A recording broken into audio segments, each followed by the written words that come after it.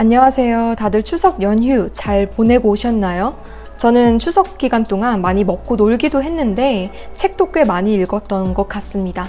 지난 2, 3주 동안 총 17권의 책들을 완독했더라고요. 제가 항상 책을 이렇게 많이 읽는 건 절대 아니고 그냥 요즘 좀 다독의 기간인 것 같습니다. 이 17권의 책들을 읽는 동안 영상을 만들어서 추천해 드릴 만큼 이 책 너무 재밌어요. 꼭 읽어보세요. 할 만한 책은 딱히 없다고 개인적으로 느꼈거든요. 그래서 오늘은 제가 읽었던 책들이 대략적으로 어떤 것들이 있는지 또 어떤 내용인지 얼마나 재밌었는지에 대해서 간단 명료하게 리뷰해드리고자 합니다. 제가 읽었던 책들을 카테고리에 따라서 몇 권씩 분류를 해봤는데요. 일단 건강에 관한 책 4권이 있더라고요. 한 권씩 보여드리도록 하겠습니다. 첫 번째로는 감정이 늙지 않는 법이라는 책인데요. 저는 이 책이 감정 에세이 책인 줄 알았는데 에세이가 아니라 뇌과학에 관한 책이더라고요. 앞에 보시면 몸보다 마음이 먼저 늙는다 라는 문장이 있어요. 사실 이 한 문장이 이 한 권의 책을 요약하는 것과 마찬가지입니다. 이 책의 핵심이 정신적으로 젊음을 유지해야 육체적으로도 젊음을 유지할 수 있다가 이제 핵심이고, 중간중간 과학적인 부분이 많이 나와서 이해하기가 좀 애매하거나 어려운 부분들도 없잖아 있었습니다. 의사 선생님께서 중장년층을 전문으로 상담을 하시는 정신과 의사분이시라서 이 책도 저 같은 30대보다는 중장년층 분들을 대상으로 쓰신 책 같아요. 그래서 좀 와닿는 부분이 많이 있지는 않았었습니다. 그 다음으로는 내 몸 바꾸는 식사법이라는 책입니다.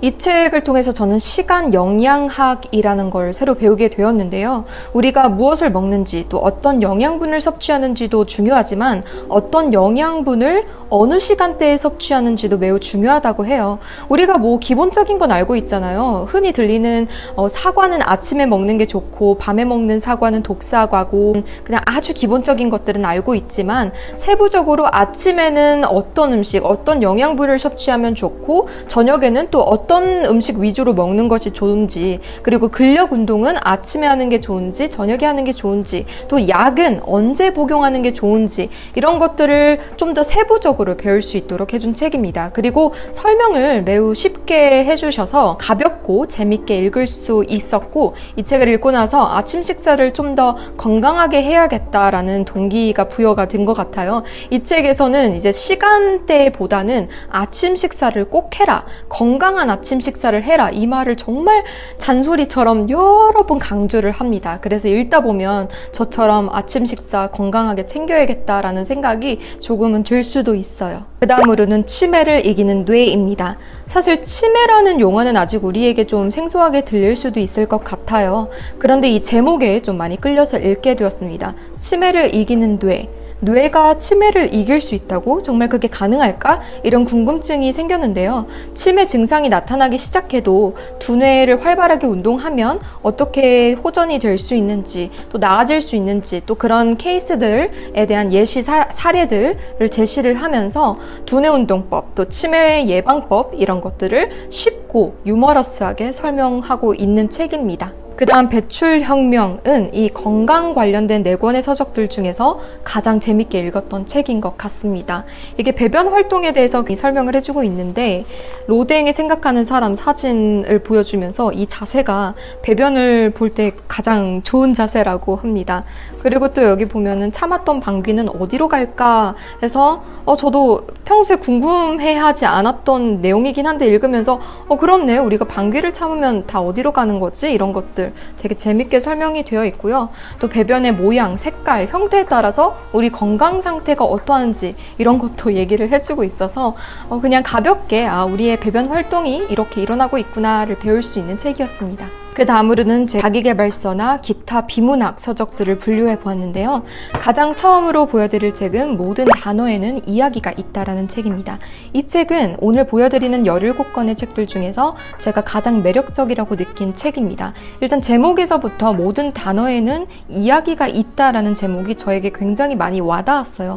아무래도 직업상 통역관이다 보니까 단어 하나하나 어떻게 번역하고 통역하는 게 좋은지, 또 단어에 어떤 문화가 배어 있고 어떤 배경과 역사를 가지고 있는지에 따라서 이 단어를 고르는 게 더 적절하겠다, 이런 부분들을 평소에 직업적으로 많이 생각을 할 수밖에 없는데요. 이 책을 통해서 많은 공감할 수 있는 부분들이 있었고, 이 책의 작가님은 미국에서 10년 정도를 거주하시다가 독일로 이민을 가게 되는데요.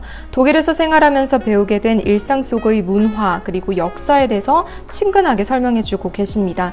특히나도 독일어 단어들 속에 묻어나는 그 나라 특유의 감성과 문화에 대해서 여러 가지 이야기들을 통해서 재밌게 들려주고 계십니다. 가장 기억에 남는 부분 중 하나가, 우리나라 같은 경우는 밥은 먹었니? 밥은 먹고 다니니? 이런 부류의 안부 인사를 자주 묻잖아요. 근데 사실 이게 상대방이 밥을 진짜 먹었는지 안 먹었는지에 대한 여부를 물어보는 것이 아니라 상대방의 상태가 안녕하신지, 잘 지내고 있는지에 대한 의도를 갖고 있는 인사인데, 프랑스 같은 경우에는 무엇으로 고통받고 있나요? 라는 안부 인사가 있다고 해요.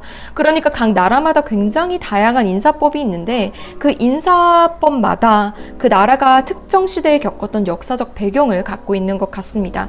아무래도 우리나라도 밥은 먹고 다니니라는 인사법이 우리나라 사람들이 가장 배고팠을 시절에 만들어진 인사법이 아닐까 싶습니다. 이 세계에는 정말 많은 단어들이 존재하는데요. 각 단어 하나하나에 큰 세계가 존재한다는 것을 이 책에서 매우 잘 설명해주고 있는 것 같습니다. 평소에 언어에 대한 매력을 많이 느끼고 계시는 분들, 또 언어에 관심이 많으신 분들께 추천해드리는 책입니다. 그 다음 책들은 슉슉 넘어가도록 하겠습니다. 니체의 위대한 자유라는 책은 일단 색상이랑 표지가 굉장히 예쁘다고 느꼈고요. 안에 보시면 이렇게 짧게 문단으로 나뉘어져 있어서 자기계발 또는 동기부여되는 문장들인데, 화장실 갈 때 들고 가거나 또는 기다리실 때 이렇게 짧게 읽을 수 있는 책인 것 같습니다. 왜 너는 나를 사랑하지 않는가라는 책은 나는 솔로에 출연하셨던 분이 쓰신 책인데요. 사실 처음부터 끝까지 저는 개인적으로는 공감되는 부분이 거의 없었어요. 약간 연애 감정이라든지 연애를 바라보는 시각이 저랑은 너무 상이해서 사실 읽으면서 그렇구나, 근데 공감은 되지 않네 하면서 읽었던 책이고요. 그 다음으로는 나라는 베스트셀러는 글쓰기에 관한 책입니다. 글쓰기를 할 때 플롯을 어떻게 짜야 되는지, 제목은 어떻게 짓는 게 좋은지, 이런 기본적인 것들을 설명해주고 있는데, 사실 다 읽고 나니까 딱히 그렇게 강렬하게 기억에 남는 부분은 없었습니다. 그래서 글쓰기를 하고 싶을 때 그냥 슬쩍슬쩍 참고용으로 볼 서적인 것 같고요. 그 다음으로 끝도 경계도 없이 라는 이 책은 개인적으로 도움이 많이 되었어요. 이 책을 읽고 나서 제 직업에 좀 더 자부심을 갖게 되었고, 일을 더 열심히 해야겠다는 동기까지 부여가 됐습니다. 이 책에는 총 12개의 브랜드가 등장하고요. 각 브랜드마다 특정 분야에서 오랫동안 종사하시고 또 다양한 활약을 펼치신 분들의 인터뷰 내용으로 구성되어 있는데요. 저는 이분들의 인터뷰 내용들을 보면서 각자 자기 자리에서 정말 열심히 하셨구나, 멋지시다라는 생각이 들었을 뿐만 아니라, 이 책에는 나와 있지는 않지만 사실 이분들이 성취하신 많은 것들, 업적 뒤에는 어두운 내면들도 있었을 거잖아요. 그만두고 싶다라는 생각도 많이 드셨을 거고, 이런저런 많은 또 고난이 있었을 건데 계속 해나가야겠다라는 열정과 또 지구력을 가지고 끈기 있게 오랫동안 일하다 보니 이렇게 인터뷰에 나오실 만큼 많은 활약을 하시고, 또 각자 자기가 맡은 일에 충실한 것도 있지만 자부심을 크게 가지고 계신 게 느껴지더라고요. 나도 내가 너무 생계 유지형 용으로만 일을 해왔는데 정말 내가 맡은 일에 충실하게 또 감사하게 생각하면서 열심히 일을 해나가야겠다라는 생각이 들었습니다. 그 다음으로는 쇼펜하우어의 나를 지키는 논쟁적 토론술, 적을 만들지 않고 이기는 말하기 기술. 굉장히 제목이 긴데, 이 책은 사실 말하기 기술에 관한 책이라기보다는 말싸움을 어떻게 잘할 수 있는지에 대한 책인 것 같습니다. 약간 논쟁을 할 때 어떤 식으로 상대방을 진압을 하고 어떻게 말해야 상대방의 말을 무조건 이겨버릴 수 있는지, 약간 이런 분위기의 책이어서 읽으면서 이렇게까지 하면서 상대방을 말로 이기고 싶진 않은데 라는 생각을 좀 했습니다. 근데 좀 뭐랄까, 토론 같은 거 해야 되시는 분들은 이 책을 읽고 부분 좀 적용을 하실 수 있을 것 같기는 합니다만, 그냥 꾸역꾸역 읽었어요. 그 다음으로는 제가 좋아하는 장르 소설입니다. 저는 소설 읽는 게 가장 즐거운데 지금 읽은 소설들 중에서 재밌다고 생각이 든 건 딱 한 권밖에 없었습니다. 그 한 권을 보여드리자면 벌레공장이라는 소설인데요. 지상세계가 멸망하자 사람들이 지하세계로 가서 살아가는 디스토피아 이야기입니다. 근데 지하세계에서 거대 벌레들이 존재해서 인간들과 거대 벌레들이 싸워나가는 이야기예요. 근데 정말 그 이야기의 흐름이 매끄럽고 또 너무 재밌고 뒤에 부분이 궁금할 수밖에 없고 좀 머릿속에 영화처럼 막 그려지는 소설인 것 같습니다. 근데 이게 벌레공장 1이에요. 2탄이 나온다는 거겠죠? 마지막 페이지를 딱 읽고 덮었을 때 빨리 이건 읽고 싶다. 그 다음 내용 너무 궁금하다 하면서 기다려야 하는 고통이 어느 정도 있습니다. 그 다음 아카식이라는 소설은 홀로그램이 예쁘게 박힌 소설인데 잘 보일지 모르겠어요.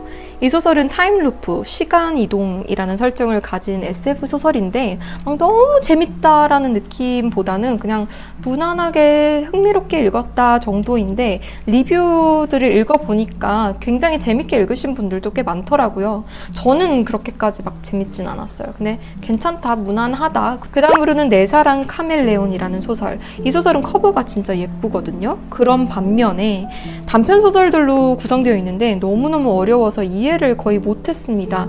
제가 문학적 이해력이 부족해서 그런 걸 수도 있는데 제가 느끼기로는 작가님께서 자기만의 세계가 있는데 그 자기만의 세계를 너무 자신만의 방식으로 풀어놓으셔서 독자들의 입장에서는 도대체 이게 무엇을 의미하는지 뭔 흐름인지 이해하기가 좀 많이 어려웠던 것 같습니다.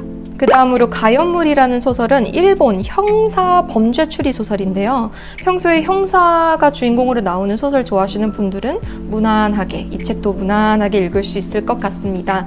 저는 개인적으로는 좀 도파민 쏟아지는 책들을 좋아해서 막 흘러가다가 클라이막스로 막 올라갔다가 막 해결되는 그런 책들을 좋아하는데 이 책은 이제 그런 이야기의 흐름이라기보다는 한 여러 가지 사건이 있어서 그 범죄 사건들마다 이 주인공 형사가 증거들을 수집하면서 사건들을 풀어 헤쳐나가는 그냥 잔잔한 소설입니다. 마지막으로는 유토피아 밈이라는 인공지능에 관한 소설인데요. SF 소설입니다. 인공지능에게 자아, 의식, 동기의 근원이 생겼을 때 어떤 일들이 발생할 수 있는지에 대한 소설입니다. 사실 그런 영화 많잖아요. 인공지능이 인류를 장악하게 됐을 때, 그 세상이 막 망하게 되는 시기가 왔을 때 이런 설정의 영화들도 많이 나와 있는데 그런 부류의 소설이고요. 흥미롭게는 읽었지만 막 너무 재밌다 막 이 정도는 아니었던 것 같습니다. 드디어 마지막 두 권입니다. 마지막 두 권은 환경과 관련된 책들인데요. 일단 첫 번째로 착취 없는 세계를 위한 생태정치학이라는 책은 생태계와 정치의 연관성을